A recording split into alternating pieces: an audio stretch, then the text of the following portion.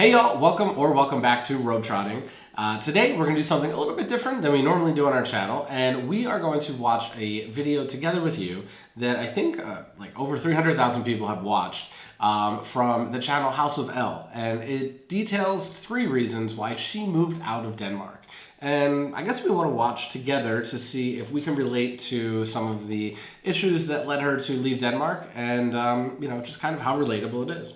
Yeah, before we get into it, though, we should probably introduce ourselves for those of you that are new. And so I'm Mike, and I think my favorite part of Denmark is the fact that in the canteen at work we get cheese like 4 days a week. And my name is Derek, and my favorite part of Denmark is Dansk Melody Grand Prix. Ooh, coming up in March. Look forward to that one. Well, let's get into the video and see what we think. Now, we should say before she starts, she has a nice little disclosure, a little preface that she lived in Denmark for quite a few years and had a lot of really good experiences.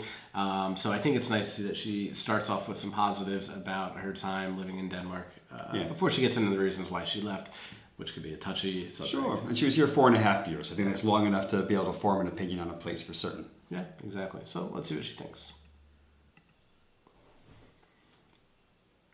First and foremost thing that a person will encounter the moment they move is the fact that everything is in Danish. Pretty obvious, isn't it? The moment you leave the airport, the first train is going to be delivering some announcements in English as well.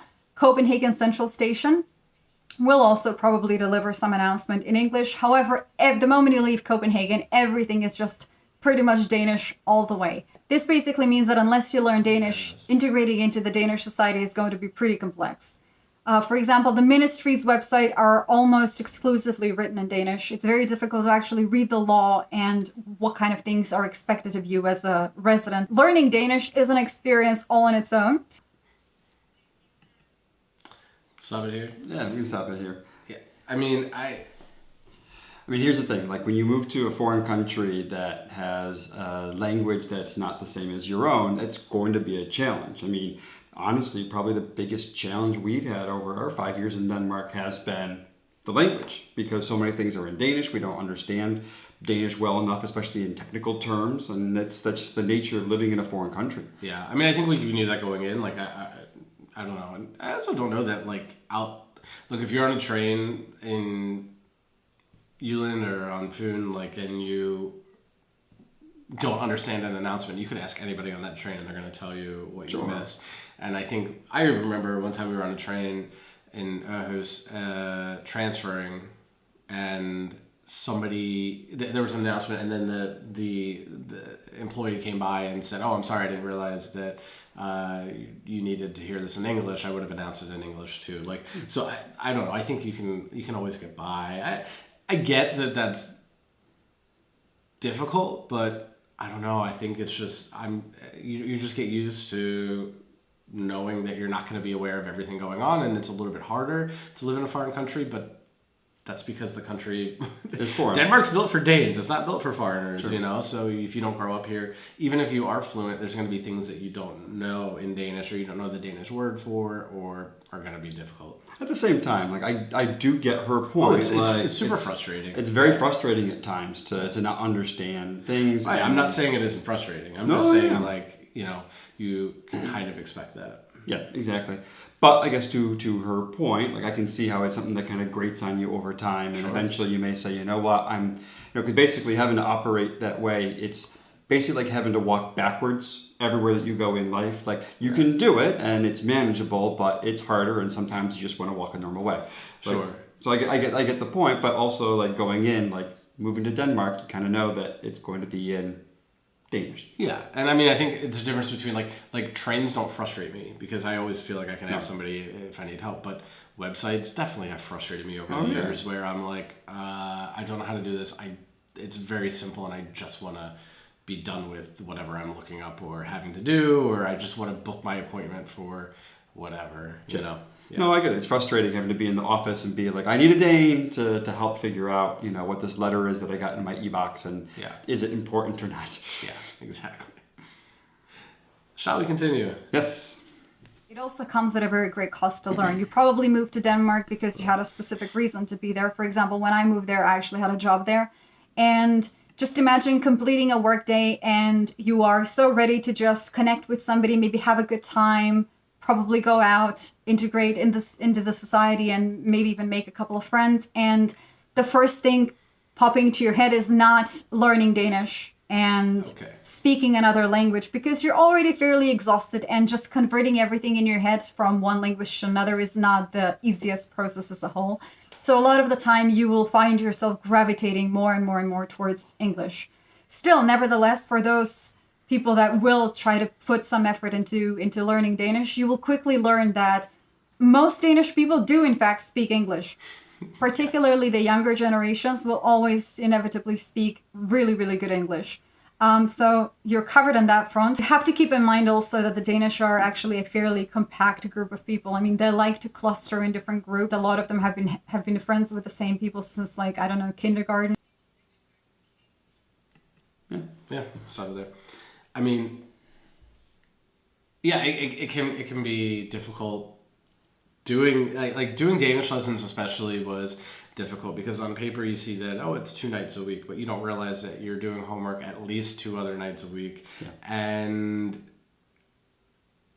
yeah, I mean, the hours add up. Yeah. So to do it after work is super. And, I mean, what she said is exactly what our experience is too. And it's that you work a full work day. The last thing you want to do is then go and try and pronounce words and learn things and make conversations, because it is frustrating learning a new language. I think almost all of our viewers here speak at least a second language, if not more, and I think everyone can appreciate the frustration that comes with learning a new language. It's not an easy thing.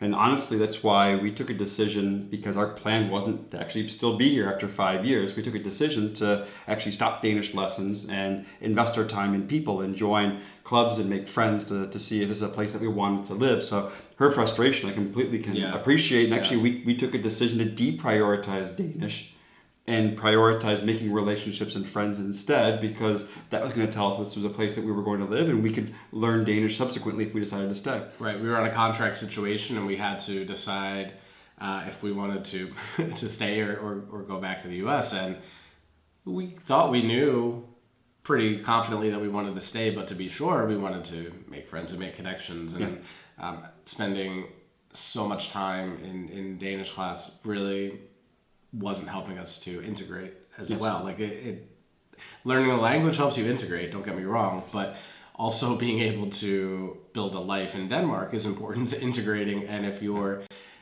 in language classes 2 nights a week and studying and doing language class homework 2 nights a week, doesn't leave you a lot of other time to do that. No, and to her point, like, we're in a similar position now where, yes, all of our connections are English language, and our Danish is mostly for fun, in truth. Yeah. It's not, we don't speak Danish to our friends at all. Yeah. Second reason why I decided to move out of Denmark is because I think on average, at least from my perception, the Danish are fairly antisocial people. And I'm a fairly extroverted person in general. I have absolutely no issue stopping somebody in the streets and just trying to chat them up. But this is just not the kind of thing that happens in Denmark. I think people who talk to other people on the street or anywhere pretty much are just considered super weird, and it's just not in the social etiquette to do something like that. This means that making any sort of a friendship or connection is actually fairly difficult. And after living in Denmark for a significant period of time, I also started thinking that maybe the reason why it wasn't going so well was because of my approach. Maybe I could improve and do something differently. But then every time I would go to New York or to the southern countries in Europe, like Italy, Spain, and so forth, it was just super easy. I would just befriend people just like that. And over time, it kind of dawned on me that it was actually the culture that was not fully aligned with who I was. I mean, I guess when I look at this, yeah, but it comes down to, what do you consider befriending? Like, I think, like, I agree with you. Exactly. If you're looking to make bar friends or, friends for a couple hours when you're sitting in a place like, Southern Europe or the States are going to be much more social places in that way. But if you're living in a place, I think you're looking for connective friends, and that comes in a different way than if talking you're on the street. Integrate, because she uses the word integration a lot. I don't think you're integrating by making friends on the street. You're not a New Yorker if you talk to somebody on the street. I don't know. I've spent a lot of time in New York. You know, we lived New not York. too far away, and we went to New York a lot. I never met people on the sidewalk, and No. you know, No. even when I was more American culturally, you know, I didn't really. I don't know. I mean, look, I do get the critique that it can be hard to make, maybe harder to make friends in Denmark than other cultures because people do tend to have tighter circles and they do tend to want deeper friendships rather than more superficial ones. And they have a lot of friends from growing up, Correct. which is maybe different than New York because a lot of people come and go to New York. Correct. I imagine maybe in Southern Europe as well, like that a big city like Madrid, for example, you may be able to, it's probably pretty similar where a lot of people move to and from Madrid. Nobody's necessarily born and raised in Madrid or New York. So Right. it's probably easier to make shallow connections. Right. Or find more people that are looking to make connections in the same way. But at the same time, like, look at it, our first friends were all expats. Yeah. Whether it's the first group of friends that we're still friends with, our Danish class, which is obviously all expats. Yeah. So I think it just comes from understanding, like, how do you make friends culturally in a new place? And every place that you move to is different. I think, you know, even Copenhagen, a big city, doesn't necessarily have as many transient people as you may have in cities like New York. I think antisocial is the word that kind of made a little me harsh. cringe because It's a I don't little think that's the case. No. All right, so language and making friends. Yeah, definitely tough things about Things. living here. I don't know that I would move because of it, but I admit that it's tough. So Yep. let's see the third reason that she left. The third reason why I decided to move out of Denmark was actually the most significant one. The Danish winter. There is a whole part of the year starting around October and ending around mid-March, which is so incredibly dark Sometimes April. that I don't even have words to describe how difficult it felt. It almost feels like the sky is pressing down on you because it's just so dark all the time. Now I'm completely aware that this could just be something that I put in my own head and that it doesn't actually feel like that for a lot of people. I can completely appreciate that. And you can say, of course, Denmark is further up in the north. The day is certainly going to be shorter. That makes a lot of sense. However, the difficulty is made all the larger because during the piece of day that you actually have during the day, the weather is so overcast and it's just so rainy all the time that you don't actually get any ray of sun shining on your skin for months on end. Okay, I mean, Danish winter, it's, you know, it's not the Mediterranean. Let's not kid ourselves. but you know that, like, okay, look, like, people that come to Denmark, and I think this was actually her experience, you're coming to Denmark to work, right? Yeah. So, like, you're not coming here to retire. You're going to retire in Portugal, or, you know? So, come on. I don't know. I hear other people say that, and look, I mean, she's super nice about how she approaches it, so it's not like, you know, I don't know, but I just, that one, come on, like, you have a map, right? Like, you know. I don't know, maybe it's because we grew up in the Northeast and Yeah, winters true, were crap too. True.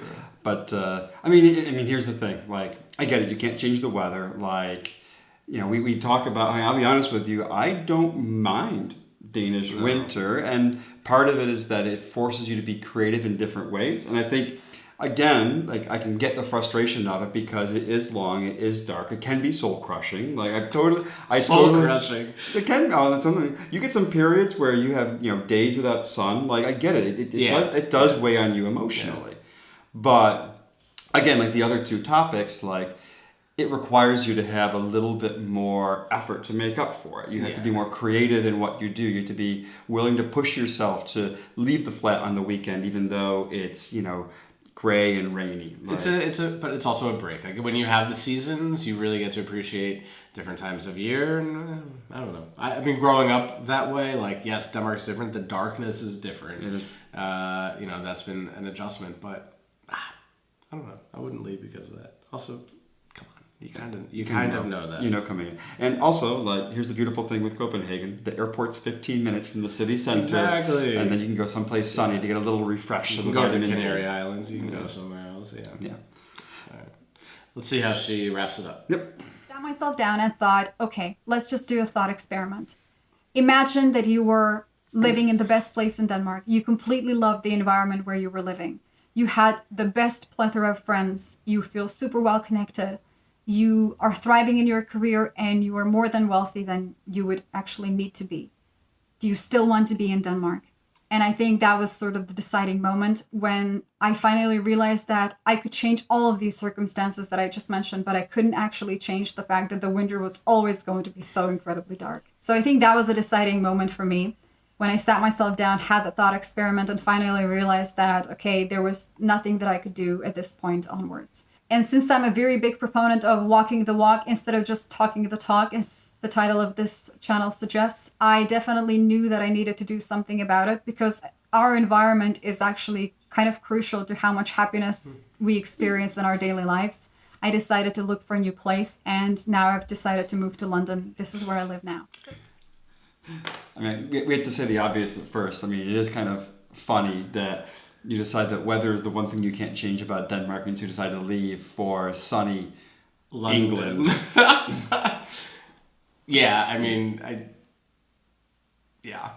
there's nothing else to really say about that. Yeah. In the big picture, like I think to her credit, like she honestly reflected on herself and her situation. She wasn't necessarily happy with it. She realized these things were not making her feel happy, and she made a change. I fully respect that, and I respect her honesty. I mean, I will say, like, these are 3 of the challenges of living in Denmark. It's the language, it's the weather, it's integrating with people and making friends. Though, to Denmark's defense, the first 2 are kind of true everywhere. Yeah, totally. I mean, and then the weather and the darkness, so you moved to London. Like, I don't know. That just makes me laugh. That's the funny part. That's the funny part. Yeah, and I don't know. I just think, if you move to a foreign country, the language is always going to be a struggle. I feel like it's easier in Denmark. I couldn't imagine moving to, like, say, Spain or Italy or Germany, where you really need France, where, like, you really need the language to get by. Yeah.